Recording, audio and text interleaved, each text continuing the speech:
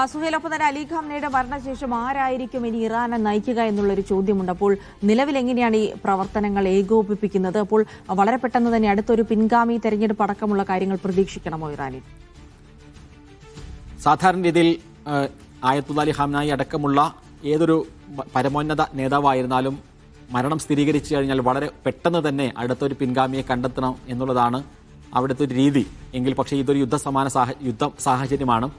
ഇപ്പോൾ അതിനൊരു 3 പേരെ ചുമതലപ്പെടുത്തിയിട്ടുണ്ട്. പ്രസിഡന്റും അതേപോലെ തന്നെ ജുഡീഷ്യറിയുടെ തലവനും അതേപോലെ തന്നെ മതകാര്യ വകുപ്പിലെ ഒരു നേതാവും അടക്കമുള്ള 3 പേർ ആണ് ഈ സമിതിയിലുള്ളത്. അവർക്കാണ് ഇപ്പോൾ താൽക്കാലികമായി ഇതിൻ്റെ ഒരു പരമാധികാരം ഉള്ളത്.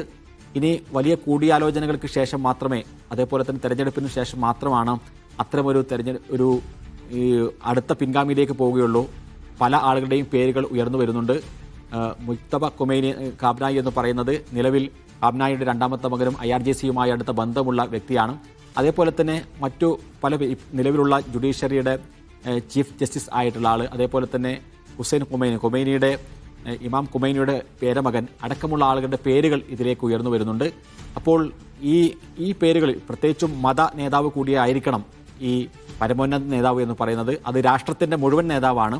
അതോടൊപ്പം സൈന്യത്തിൻ്റെ അധിപനാണ്, സാമ്പത്തിക മേഖലയിൽ അവസാന വാക്കാണ്, ജുഡീഷ്യറിയുടെ തലവനാണ്. ഇങ്ങനെ എല്ലാ അർത്ഥത്തിലുമുള്ള സമ്പൂർണ്ണ അധികാരങ്ങളുള്ള വ്യക്തിയാണ് ഇറാനിൽ പരമോന്നത നേതാവ് എന്ന് പറയുന്നത്.